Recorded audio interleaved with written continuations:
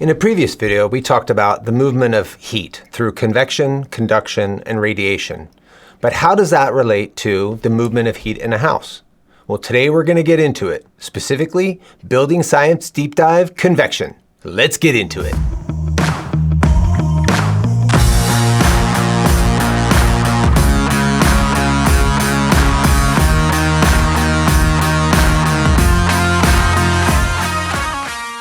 In a previous video, Building Science Heat Flow, we talked about the motion of heat in three different ways: convection, conduction, and radiation. So conduction is the transfer of heat from a solid to a solid. We can see that in this diagram of the pan on a stove, where if you were to touch your hand to the hot handle of that pot, it would transfer heat into your hand. That's conduction. We would also talk about the radiation coming from the flame or from the hot pot. If the hot pot was, say, a cast iron pot, it's actually a good emitter of radiation. And you would see that without touching it. And in fact, when you were in a vacuum and there was no air, you would still feel that radiation, because that radiation is transferred through infrared radiation waves. And lastly, convection, the topic of this video, is the movement of heat from an area of hot to an area of cold through the actions of a fluid. Now, that fluid could be a liquid fluid like we see in the pan here, or it could be an air fluid or a gas fluid, as in above the pan. And that fluid picks up heat from the bottom of the pan and transfers it up as it becomes less dense and more buoyant, up to where it gets cool by transferring heat to, say, the air above it. And that continues, that rotation of material continues as it pulls heat away from the hot area and just drops it off in the cold area. Now, that is a very common occurrence, and in fact, all types of heat flow are a very common occurrence in the exterior envelope of your house. So if we were to look at this next slide, we would see that, in fact, we get conduction through the frame, through the sash, and through the glass of a house through conduction. We also get it through radiation, where if it's in the winter time, it's warmer inside, and we get radiation that goes from inside the house to outside the house through the glass. We also, if it's in the summertime, we'll get radiation from outside the house to inside the house, just because the outside is warmer. If the sun is directly bearing on that glass, we will also get radiation from the sun, solar radiation, that goes through that glass and heats up the interior of the house. And lastly, we have convection. And convection is the current of air, either water or air, that goes from a hot area inside the house to a cold area outside the house, carrying heat with it. And we can get convection through leaks between the sash and the frame, or through any other leak in your house. Now, if we were to take a very deep dive look at the area right around the glass of that frame, we actually see something even more interestingly. We see that we have warm air that convects around the inside of the house, and as it convects, it touches that warm air, touches that cold glass, and drops off some of its heat and warms that glass up. Now, that glass also transfers some of its heat to the air that's inside between the two panes of glass. If there was only one pane of glass, then this would be the convective current outside the house. So we would transfer heat into the glass would then transfer heat into more air outside the house. But because we have a two-pane glass, we actually have convective currents within the panes themselves. So we have heat being trapped by the gas inside the panes and then drop down, and it's dropping its heat off to this cold pane on the outside of the house.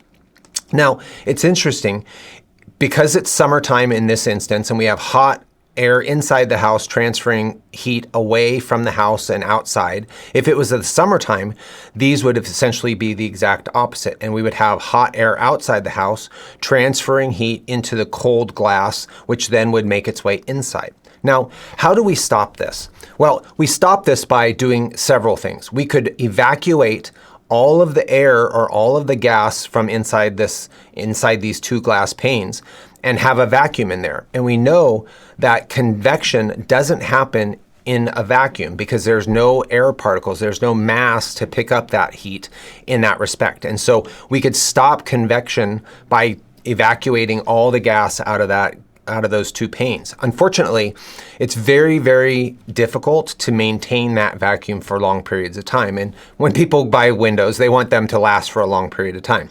These spacers will eventually grow little cracks and let that vacuum out. Or I should say, let material air in.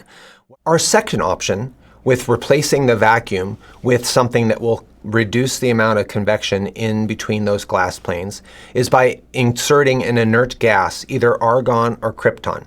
Now, these two inert gases have some characteristics about them that make them really good glass pane fills because they don't transfer heat very well. Firstly, the molecules themselves don't store much heat. And so even if they did convect very well here, they're not going to transfer a lot of heat from the warm pane to the cold pane.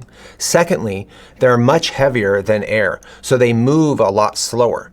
So they're going to rotate very, very slowly and transfer less heat. So they're going to be a much better insulator. And therefore, the glass, when filled with argon or krypton, is going to be much more insulative because it's much less effective at convecting. Secondly, when we have this convection and we transfer this air from inside the house to outside the house, it's not just windows that we need to look at. We can also look at our walls. Our walls look similar to a double pane window in that we have this warm air convecting inside the house. We have it then transferring some of its heat to the inside sheetrock or plaster of the house and then setting up an air channel or an air rotation inside that wall cavity and transferring that heat to the cold exterior of the building. It's the same way. So how do we stop that? Well, we're not going to fill that space with argon or krypton because these spaces are not airtight. What we're going to do is we're going to look at another material that can stop that convection. Now, convection is the movement of air. So if we were to insert a material in there that would stop air movement, we would effectively stop convection.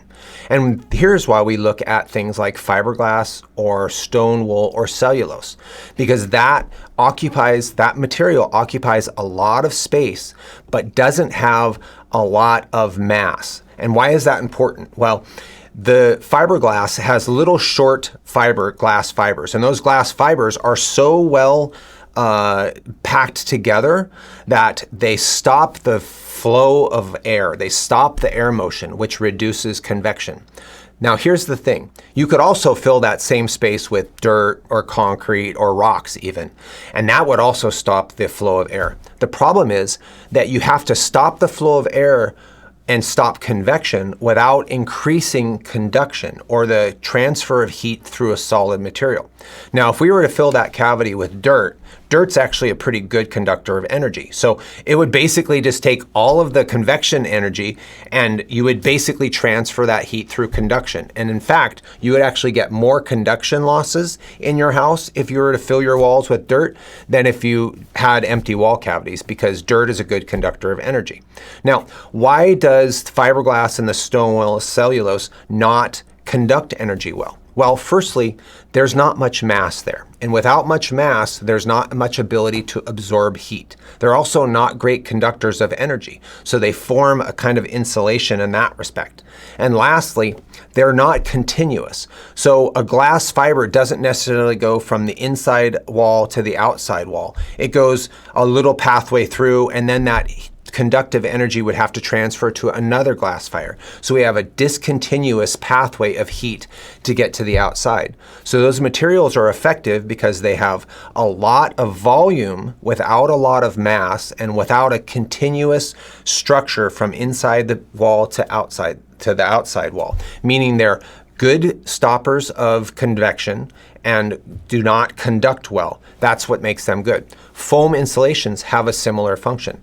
They have a lot of discontinuity, they occupy a lot of space, but have very, very low mass, so they're not going to allow much conduction either.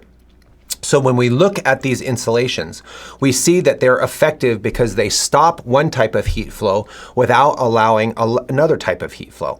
So you can imagine that the materials that are doing best at insulating are the materials that have a lot of ability to stop one type of heat flow without allowing another type of heat flow. Now, interestingly, mass in insulation on the exterior walls, so it's forming a thermal insulation, is a is deleterious, meaning the more mass you have, the more conduction you have, the less effective you are at insulating. But if you look at the inside walls, it's actually different because now we worry about things like sound reduction. So there are materials that are rock wool or stone wools or fiberglass that are advertised as sound attenuators, so reduction in sound insulations. Unfortunately, when you increase the ability to restrict sound movement, you reduce the ability to restrict thermal movement. And why is that? Well, in order to stop sound movement, you have to increase the mass of that insulation. So the mass of insulation, say stone wool that we use on the exterior envelope, has to be much less than the mass of the material, the same material, but a different mass, a different density of that material that we would use on inside walls to stop sound attenuation. And the reason is that sound is blocked by mass, but heat is actually increased by mass. So we have two different functions. Same material, a different density of that material serves different functions. And if you try to use one for the other, if you try to use an interior sound insulation on the exterior walls, you're actually reducing the thermal insulation effectiveness of that material. So we want to make sure we pick the right material for the right application. As we've seen, the right application for the right material is incredibly important.